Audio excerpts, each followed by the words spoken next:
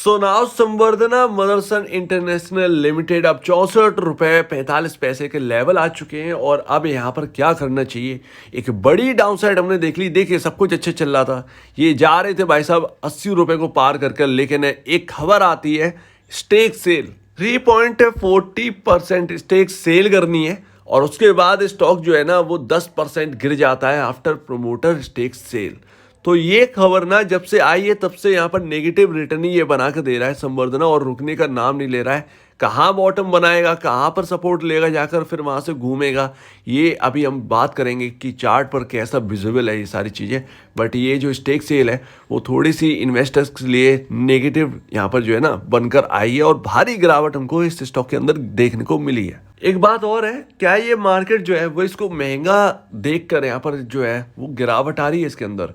मतलब अगर आप म्यूचुअल फंड की ओर जाएं तो म्यूचुअल फंड कुछ और कह रहे हैं और मार्केट कुछ और कह रहा है। यहाँ पर स्टेक सेल के बाद जो प्रेशर है वो तो हमने देखने को मिला ही है। उसके बाद तो ये फ्यूचर एंड ऑप्शन का यहाँ पर जो है स्टॉक है, और एफ&ओ के तौर पर यहाँ पर जो है पोजीशन भी बन गई होगी कहीं ना कहीं शॉर्ट साइड की, और मार्केट का सेंटीमेंट भी नेगेटिव है, तो उस वजह से भी कहीं ना कहीं यहाँ पर जो है प्रेशर दिखते ही। लेकिन पी रेशियो अगर हम देखें तो इंडस्ट्री पी के आसपास ही है बिल्कुल, और ऐसी कोई बात नहीं है कि यहाँ पर जो है बहुत बहुत ज़्यादा महंगा है, ऐसा कुछ भी नहीं है। लेकिन हाँ, इसकी बुक वैल्यू अगर आप देखें तो 31.64 है, ऑलमोस्ट 2.05 टाइम पर यहाँ पर वर्क कर रहा है। तो बहुत ऊपर देखिए तो बहुत ज़्यादा ऊपर वर्क नहीं कर रहा है, तो यहाँ पर दिखता है कि यहाँ पर जो है ये स्टॉक बहुत ज़्यादा आप कहें ना कॉस्टली है, ऐसा कुछ भी नहीं है। ये कहीं ना कहीं ये जो आपके मंथली एक्सपायरी आ रही है, ये एफ&ओ का जो टाइम है ना वो यहाँ पर जो है वो कहीं ना कहीं गिरावट और ज़्यादा बढ़ा रहा है इस स्टॉक के अंदर। लेकिन जैसे ये मंथली एक्सपायरी 29 मार्च को ख़त्म होगी, उसके बाद नई पोजीशन बनेगी, उसके बाद देखिएगा कि यहाँ पर जो है कुछ ना कुछ चेंजेस जो है ना वो आएंगे ही। ज़रा गौर करिएगा, आपका अप्रैल मतलब संवर्धना को अगर कुछ सपोर्ट चाहिए तो वो आपको 10 अप्रैल के आसपास आता हुआ दिखेगा। क्या अगर ये गिरावट ऐसी रहती है, थोड़ा सा यहीं पे स्टेबल रहता है, तो 10 अप्रैल के आसपास इसके म्यूचुअल फंड के मंथली यहाँ पर जो है आंकड़े आ जाएं कि मार्च के अंदर कैसा प्रदर्शन किया है। ठीक है ना, मार्च वाला अप्रैल 10 अप्रैल तक क्लियर हो जाता है सबका, तो यहाँ पर म्यूचुअल फंड के आंकड़े आ जाएंगे। अगर म्यूचुअल फंड ने और स्टेक बढ़ा दिए है इसके अंदर, थोड़े और शेयर बढ़ा दिए, तो फिर यूज पॉजिटिव होगा इसके लिए, और कहीं ना कहीं ये बेस बनाकर निकल भी जाएगा ऊपर की ओर। तो अभी देखिए जनवरी 2023 का यहाँ पर जो है म्यूचुअल फंड, जनवरी और फरवरी का कंपेयर करते हैं, फरवरी वाला लेटेस्ट है। तो जनवरी में देखिए ICICI prudential balance advantage fund 447 crore का यहाँ पर जो है इनका मार्केट वैल्यू दिखा रहा है। इनके शेयर्स यहाँ पर अगर आप देखें तो 59 lakh shares, sorry 5 crore 92 lakh shares हैं ICICI prudential balance advantage fund. SBI blue chip 44 lakh, माफ कीजिएगा, यहाँ पर 4 करोड़ 42 लाख शेयर्स हैं SBI mutual fund blue chip के पास।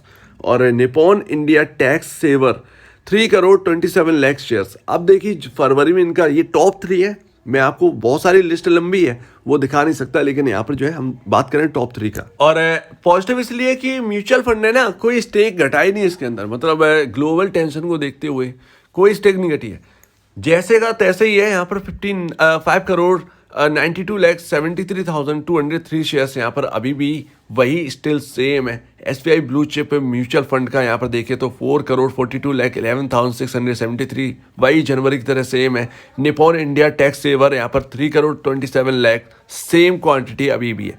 बट आपको जो मार्च का है ना वो देखना जरूरी है, क्योंकि स्टेक सेल हुई है प्रमोटर की, तो प्रमोटर की स्टेक सेल के बाद म्यूचुअल फंड का क्या रवैया है, और इतना शेयर गिर गया था तो इसको लेकर क्या रवैया है म्यूचुअल फंड का, ये आपको 10 अप्रैल तक पता चल जाएगा। तो उसके ऊपर हम बाद में डिस्कस करें जब ये रिपोर्ट पूरी सही तरीके से आ जाएगी। अब ये रहा चार्ट आपके सामने, और देखिए यहाँ पर जिस तरफ हम हैं, या तो ये यहाँ से घूम जाएगा बिकॉज ऑफ यहाँ पर आपका रेजिस्टेंस, वो जो सपोर्ट है, सपोर्ट लेकर वापस से ये 85 88 के आसपास गया था यहाँ से, लेकिन ये छोटा सपोर्ट है 63 के आसपास, ये छोटा सपोर्ट है।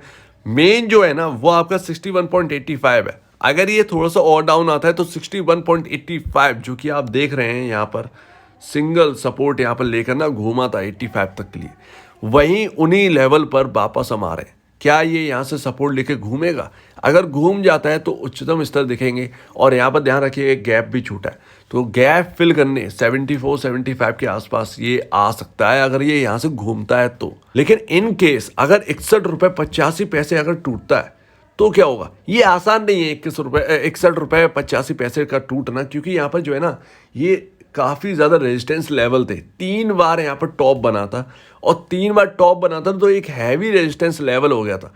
उसको जब हमने क्रॉस किया था पिछली बार, ये 2021 से पहले, ये 2020 से दिसंबर के आसपास का टाइम रहा होगा, जब हमने इस लेवल को क्रॉस किया था 61 रुपये 85 पैसे। तो यहाँ पर एक ना जो रेजिस्टेंस लेवल थे वो अब सपोर्टिंग लेवल की तरह काम आएंगे, ये तो यहाँ पर हमें समझ में आता है। तो इस वक्त भी ये रेजिस्टेंस जो लेवल है ना 61 रुपये 85 पैसे पहले जो था, वो अब सपोर्ट की तरह काम आ रहा है। तो 61 रुपये 85 पैसे अगर ब्रीच होता है इन एनी केस और ये 60 या 59 रुपये पे बंद होता है, तो यहाँ पर 10 रुपये तक की और गिरावट दिख सकती है। 52 रुपये 85 पैसे पर 25 पैसे पर ये आ सकता है। तो ये यहाँ पर ना वहीं पर फिर सपोर्ट ले सकता है। तो ये सारी चीज़ें ना चार्ट पर विजिबल है। अगर ऐसा होता है ये 59-60 रुपीज़ पर बंद होता है, तो फिर यहाँ पर एक डाउन साइड खुलेगी और ज़्यादा, और वो फिर 52 रुपये 25 पैसे 51 रुपये 85 पैसे तक ये फिर डाउन जा सकता है। लेकिन 21 रुपये माफ़ कीजिएगा 61 रुपये 85 पैसे इस वक्त बहुत इंपॉर्टेंट है, इसकी तरफ ज़रा देखिए। तो अगर किसी को लेना है, नई खरीदारी करनी है, तो फिर 61 रुपये 85 पैसे देखिए। अगर ब्रीच होता है, ये 60 रुपये के आसपास बंद होता है, तो फिर रुकिए। ये कहीं ना कहीं ये 55 रुपये 54 रुपये 56 रुपये के आसपास जाने की तैयारी कर रहा है, उस तरफ फिर आप देख सकते हैं थोड़ा सा और डाउन साइड पर। सो उम्मीद है फंडामेंटल जैसे है तैसे की तैसे ही है, म्यूचुअल फंड की स्टेक भी जैसी है वैसी वैसी है, स्टिल सेम है। लेकिन मार्च वाला का जो अब आएगा अप्रैल में, उस पर ज़रा ध्यान दीजिएगा स्टेक सेल के बाद क्या यहाँ पर रहता है म्यूचुअल फंड का रवैया, और स्टॉक का यहाँ पर जो है 61 रुपये 85 पैसे बच रहा है या नहीं। सो उम्मीद है आप इस स्टॉक के बारे में समझ गए होंगे। आपका क्या कहना है कमेंट सेक्शन में कहिए, और अगर आपको इस वीडियो में कोई प्रॉब्लम, कुछ पूछना है, कुछ बताएं, कुछ कहना है, तो प्लीज़ कमेंट सेक्शन में कहिए। और अब दीजिए वीडियो देखने के लिए बहुत बहुत धन्यवाद दोस्तों।